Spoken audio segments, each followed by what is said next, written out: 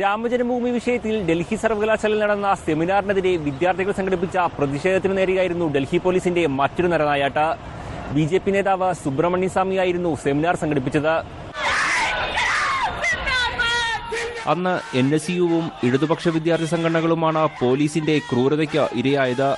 പ്രതിഷേധത്തിനു നേരെ പോലീസ് ജലപീരങ്കിയും ലാത്തിചാർജും നടത്തി.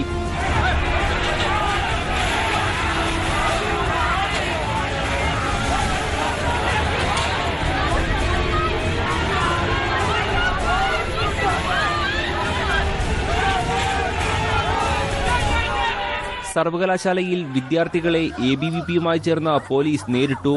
സെമിനാറിനെതിരെ പ്രതിഷേധ പ്രകടനം നടത്തിയ വിദ്യാർത്ഥികളെ ABVP പ്രവർത്തകർ ആക്രമിച്ചപ്പോൾ അതിനു പിന്തുണയുമായി RSSും ഡൽഹി പോലീസും നിലയുറപ്പിച്ചു. ഇവിടെ നിങ്ങൾ ശ്രദ്ധിച്ചു നോക്കുകയാണെങ്കിൽ ക്യാമ്പസുകളൊക്കെ നിരന്തരമായി വർഗീയവൽക്കരിക്കാനുള്ള സംഘപരിവാർ ശ്രമം നമുക്ക് കാണാൻ കഴിയും. ഡൽഹി യൂണിവേഴ്സിറ്റിയിൽ രാംജന്മഭൂമിയെ കുറിച്ചുള്ളൊരു സെമിനാർ ഇവിടെ നടത്തുകയുണ്ടായി. ഇവിടെ ശ്രദ്ധിക്കേണ്ടതെന്ന് വെച്ചാൽ അധ്യാപക സംഘടനകൾക്ക്, വിദ്യാർത്ഥി സംഘടനകൾക്ക്, കർമ്മചാരികൾക്ക് ഇവർക്ക് ആർക്കും ഒരു സെമിനാർ അവതരിപ്പിക്കാനോ ഒരു ലെക്ചർ അവതരിപ്പിക്കാനോ പെർമിഷൻ കിട്ടാത്ത ഡൽഹി യൂണിവേഴ്സിറ്റിയിൽ VHPയുടെ പേരിൽ ഒരു സെമിനാർ സംഘടിപ്പിക്കാൻ ഡൽഹി യൂണിവേഴ്സിറ്റി അധികൃതർ സമ്മതം നൽകിയിരിക്കുന്നു. അതിനെതിരെ വൻപിച്ച സമരം ഇവിടെ ആർട്സ് ഫാക്കൽറ്റിയിൽ നടക്കുകയുണ്ടായി. ഇവിടെ കാര്യങ്ങളെ കുറിച്ച് അന്വേഷിക്കുന്ന ഒരു മെമ്മോറണ്ടം സബ്മിറ്റ് ചെയ്തിരുന്നു നമ്മൾ ഡൽഹി യൂണിവേഴ്സിറ്റിയിലെ അധികാരികൾക്കൂടെ.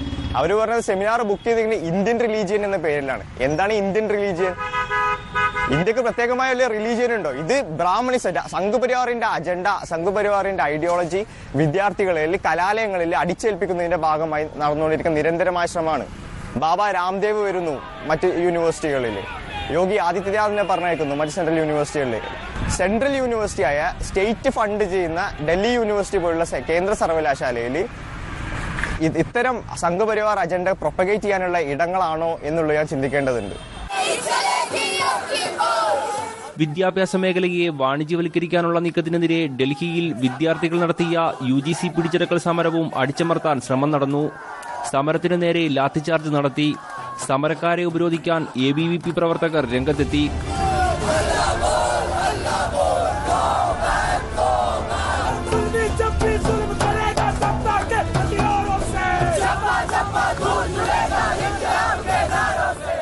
എന്നാൽ സംഘപരിവാർ പോലീസ് കൂട്ടുകെട്ട് ഡൽഹിയിൽ മാത്രം ഒതുങ്ങി നിന്നില്ല. ഇത് ദേശവ്യാപകമായി ഉപയോഗിക്കപ്പെട്ടു. രോഹിത് വെമുല സംഭവത്തിൽ മുംബൈയിലെ ധാരാവിയിൽ നടന്ന പ്രതിഷേധ മാർച്ചിനു നേരെ RSS ആക്രമണം നടത്തി. പോലീസ് കാഴ്ചക്കാരായി നോക്കി നിന്നു. RSS ശാഖയ്ക്ക് മുന്നിലൂടെ പ്രകടനം കടന്നുപോകുകയായിരുന്നു ആക്രമണം. ജയ്ഭീം ജനതയെ ആക്രമിക്കൂവെന്ന് പറഞ്ഞുകൊണ്ടാണ് RSS നരനായാട്ട് നടത്തിയത്. 500ഓളം വരുന്ന പ്രതിഷേധക്കാർക്ക് നേരെ 40ഓളം പേരടങ്ങിയ RSS സംഘം ആയുധങ്ങളും ലാത്തിയുമായി എത്തി ആക്രമണം നടത്തുകയായിരുന്നു. സ്ത്രീകളുടെ വസ്ത്രങ്ങൾ വലിച്ചു കീറിയിട്ടും പോലീസ് നോക്കി നിന്നു. RSSുകാർക്ക് സംരക്ഷണമൊരുക്കി.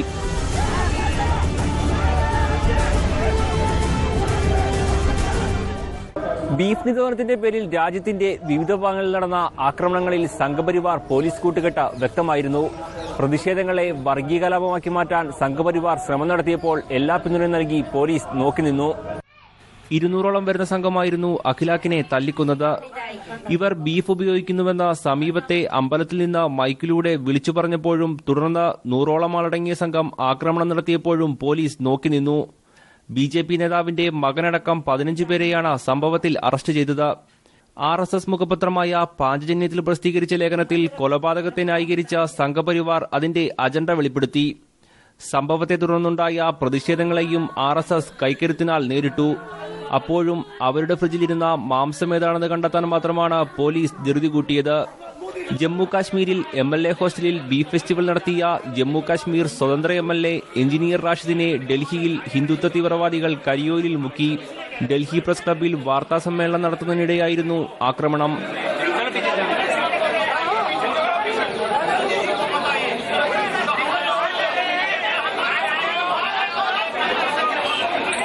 ബീഫ് ഫെസ്റ്റിന്റെ പേരിൽ റാഷിദിനെ ജമ്മു കാശ്മീർ നിയമസഭയ്ക്കുള്ളിൽ വെച്ച BJP MLAമാർ മർദ്ദിക്കുകയും ചെയ്തു. മുൻ പാക് വിദേശകാര്യമന്ത്രി ഖുർഷിദ് മഹമ്മൂദ് കസൂരിയുടെ പുസ്തകം പ്രകാശനം ചെയ്യാൻ തീരുമാനിച്ച എഴുത്തുകാരൻ സുധീന്ദ്ര കുൽക്കർണിയെ കരിയോയിലിൽ മുക്കി ശിവസേന അവരുടെ അസഹിഷ്ണുത അറിയിച്ചു.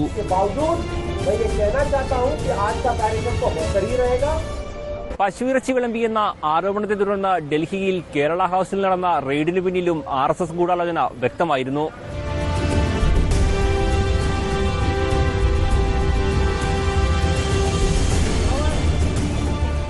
മലയാളിയായ പ്രതീഷ് വിശ്വനാഥൻ എന്ന സംഘപരിവാർ പ്രവർത്തകനാണ് കേരള ഹൌസിലെ ബീഫ് വിവാദത്തിനു പിന്നിൽ പ്രവർത്തിച്ചത്. രാജ്യതലസ്ഥാന നഗരിയിലെ കേരള ഹൌസിലെ സമൃദ്ധി റെസ്റ്റോറന്റിൽ ഭക്ഷണം കഴിക്കാനെത്തിയവരാണ് ബീഫ് എന്ന പേരിൽ വിളമ്പുന്നത് പശുവിറച്ചിയാണെന്ന് പരാതിപ്പെട്ടത്.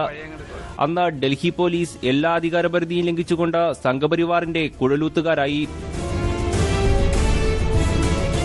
രാജ്യത്താകെ ബീഫ് നിരോധനവുമായി ബന്ധപ്പെട്ട പ്രതിഷേധങ്ങളും വിവാദങ്ങളും വിമർശനങ്ങളും എല്ലാം ഉള്ള സമയത്താണ് ഡൽഹി പോലീസ് ബീഫ് വിളമ്പുന്നു, കേരള ഹൗസിലെ അടുക്കളയിൽ ബീഫ് വിളമ്പുന്നു എന്ന പരാതി ലഭിച്ചു എന്ന പേരിൽ ഇവിടെ വന്ന് പരിശോധന നടത്തി.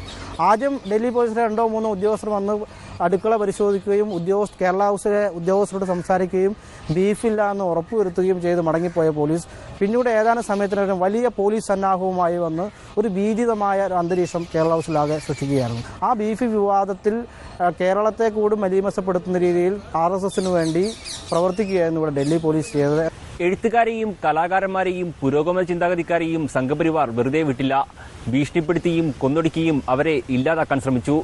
അസഹിഷ്ണുതയ്ക്കെതിരെ പ്രതികരിച്ച ഷാരൂഖ് ഖാനും അമീർ ഖാനും സംഘപരിവാർ ഭീകരവാദികളുടെ ഭീഷണി നേരിട്ടു. രാജ്യത്ത് അസഹിഷ്ണുത വർദ്ധിച്ചു വരുന്നതായുള്ള ഷാരൂഖ് ഖാന്റെ പ്രസ്താവനയിൽ പ്രതിഷേധിച്ച് രാജ്യവ്യാപകമായി സംഘപരിവാർ ദിൽവാലെ സിനിമയുടെ പ്രദർശനം തടസ്സപ്പെടുത്തി.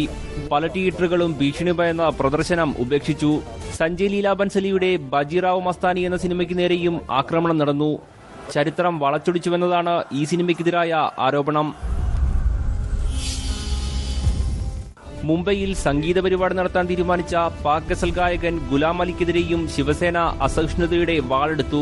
ശിവസേനയുടെ ഭീഷണിയെ തുടർന്ന് മുംബൈയിലെ പരിപാടി ഉപേക്ഷിക്കേണ്ടി വന്നു. കലയെയും കലാകാരന്മാരെയും പോലും വർഗീയതയുടെ കണ്ണിൽ മാത്രം കാണുന്ന സവർണ വർഗീയത ആ കലാകാരനെ നാണം കെടുത്തി. എന്നാൽ കേരളത്തിൽ ഗുലാം അലി പാടി. വിഗ്രഹാരാധനയെ എതിർത്തതിന്റെ പേരിൽ പ്രശസ്ത കന്നഡ സാഹിത്യകാരൻ കൽബുർഗിയെ ഹൈന്ദവ ഭീകരവാദികൾ വെടിവെച്ചു കൊന്നു. കൊലപാതകം നടന്ന് 6 മാസം കഴിഞ്ഞിട്ടും അന്വേഷണം എവിടെയും എത്താത്തത് എന്തുകൊണ്ടാണെന്ന ചോദ്യത്തിന് ഇന്നും ഉത്തരമില്ല. കൽബുർഗി കൊല്ലപ്പെട്ട ദിവസങ്ങൾ കഴിയുന്നതിന് മുമ്പ് കന്നഡ സാഹിത്യകാരൻ KS ഭഗവാനെതിരെയും ഹിന്ദു തീവ്രവാദികളുടെ വധഭീഷണിയുണ്ടായി. മഹാരാഷ്ട്രയിലെ പ്രമുഖ എഴുത്തുകാരനും കമ്മ്യൂണിസ്റ്റ് പാർട്ടി നേതാവുമായ ഗോവിന്ദ് പൻസാരെയും മോദി ഭരണകാലത്താണ് വെടിയേറ്റു മരിച്ചത്. ആരാണ് ശിവജി എന്ന പുസ്തകമെഴുതിയ പൻസാരെ സംഘപരിവാർ തീവ്രവാദികളുടെ കണ്ണിലെ കരടായി മാറിയിരുന്നു.